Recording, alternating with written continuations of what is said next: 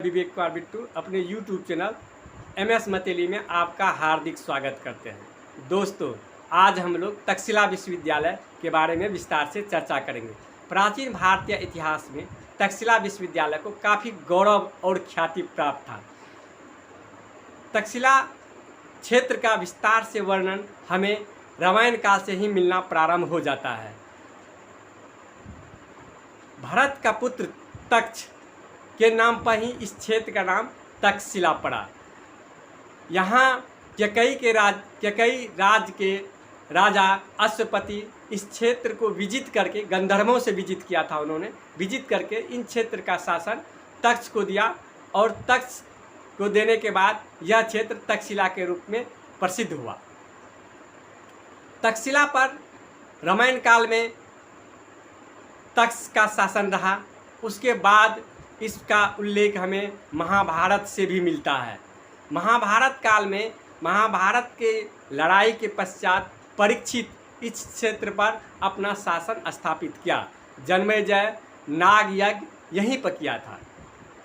छठी शताब्दी ईस्वी पूर्व में भी इस क्षेत्र का हमें उल्लेख मिलता है। यह गंधार का राजधानी तक्षशिला के रूप में प्रसिद्ध हुआ।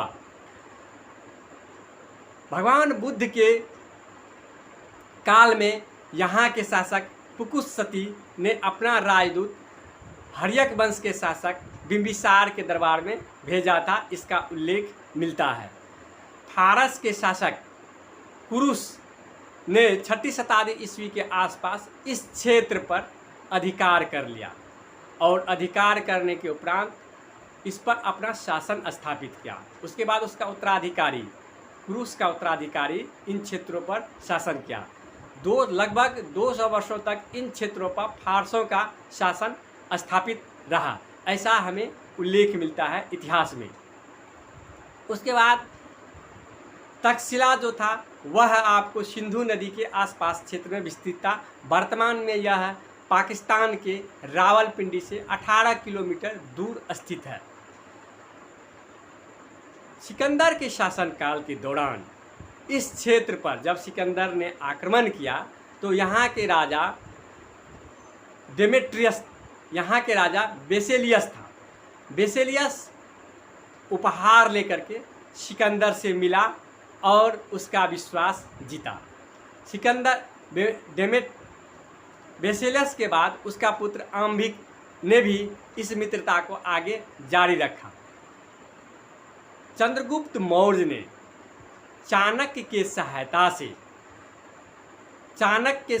से सिकंदर के सिपहसालारों को पराजित करके इन क्षेत्र से भगा दिया और इस क्षेत्र पर अपना अधिकार स्थापित कर दिया। अर्थात सिकंदर के उपरांत यहाँ का शासन मौर्यों के अधीन आ गया था। स्ट्रेबो लिखता है तक्षशिला बहुत ही घना शहर था। यहाँ की ज़मीन उपजाऊ थी और इस पर शासन जो था वह जिस समय में सिकंदर भारत आया था उस समय में यहाँ का शासक बेसेलियस था, ऐसा लिखता है स्ट्रेबो। मौर्यों के शासनकाल के अधीन यह क्षेत्र काफ़ी समय तक रहा और उत्तरापथ की राजधानी तक्षशिला को बनाया गया। समय समय पर यहाँ पर विद्रोह हुआ करता था, जिसे दबाने के लिए चंद्रगुप्त मौर्य का पोता और बिंदुसार का पुत्र अशोक कुणाल भी इन क्षेत्र में विद्रोह को दबाने का काम किया। अशोक के अलावा कुणाल, अशोक, अन्य मौर्य शासकों ने इस क्षेत्र के विद्रोह को दबाने का काम किया। पहली शताब्दी ईस्वी पूर्व में सीथियों ने और प्रथम शताब्दी ईस्वी में शकों ने तक्षशिला पर आक्रमण किया और इस क्षेत्र को काफ़ी हानि पहुंचाई। 5वीं शताब्दी के आसपास हुनों ने तक्षशिला पर आक्रमण करके तक्षशिला को नष्ट कर दिया, बर्बाद कर दिया। उसके बाद तक्षशिला का इतिहास काफ़ी अंधकारमय देखने को मिलता है। 19वीं शताब्दी में कनिंघम महोदय ने, जो कि अंग्रेज पुरातत्वविद थे, उन्होंने इस क्षेत्र का खोज किया और तक्षशिला विश्वविद्यालय के गौरव को पुनः प्रकाशित करने में महत्वपूर्ण भूमिका निभाया।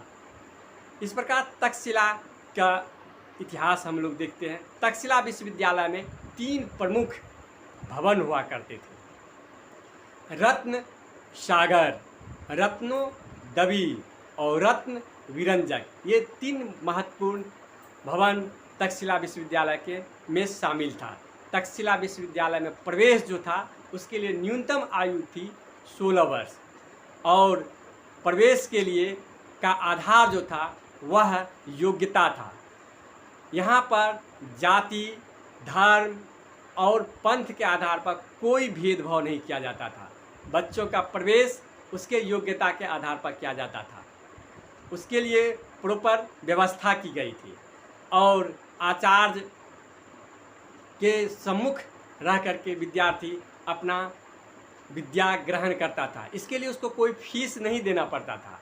यहाँ निःशुल्क पढ़ाई की व्यवस्था की गई थी।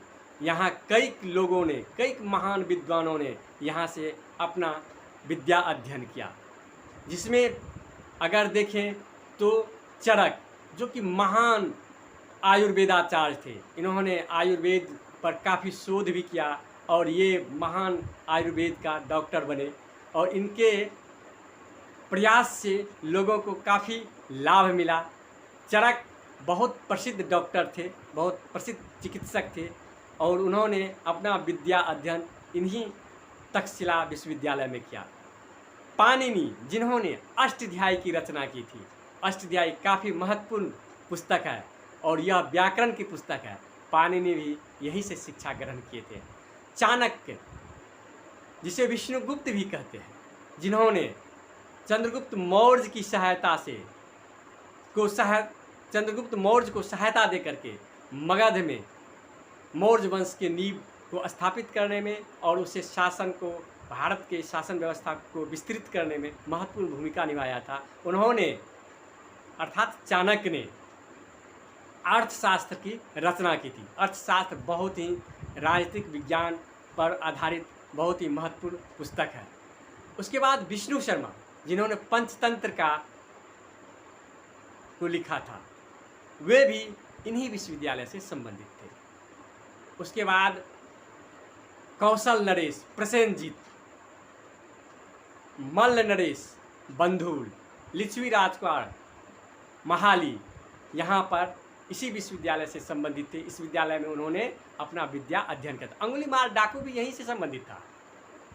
और तक्षशिला विश्वविद्यालय इस प्रकार महान विभूतियों को अपने यहाँ परिष्कृत कर करके अपने नाम को रोशन किया। यहाँ विश्व के अनेक देशों से विद्यार्थी आते थे, विद्या अध्ययन करते थे। यहाँ साढ़े 10,000 छात्र विद्या अध्ययन करने का काम करते थे और 500 से अधिक गुरुओं विभिन्न विषयों में अपना ज्ञान विद्यार्थियों में, छात्रों में प्रसारित करने का प्रयास किया।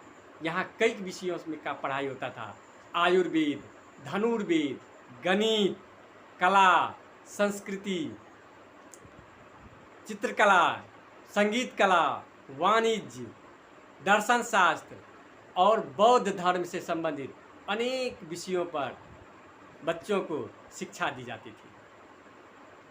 इस प्रकार देखते हैं तो तक्षशिला विश्वविद्यालय का काफ़ी महत्वपूर्ण, समृद्धशाली, गौरवमयी इतिहास रहा है और ये हमारे भारतीय को अपने पर गौरवान्वित होने के लिए काफ़ी गौरवान्वित करने का काम करता है तक्षशिला विश्वविद्यालय। इस प्रकार हम देखते हैं भारत का सबसे प्राचीन विश्वविद्यालय तक्षशिला विश्वविद्यालय का इतिहास काफ़ी गौरवपूर्ण रहा इसका सफ़र और इन्होंने काफ़ी महत्वपूर्ण और अच्छे विद्वानों को अपने यहाँ से प्रशिक्षित करके समाज की सेवा के लिए उपलब्ध कराया। तो आज हम लोग तक्षशिला विश्वविद्यालय के बारे में जाने। अगर वीडियो अच्छा लगा तो चैनल को सब्सक्राइब कीजिए, लाइक कीजिए और अपने दोस्तों के बीच में शेयर कीजिए।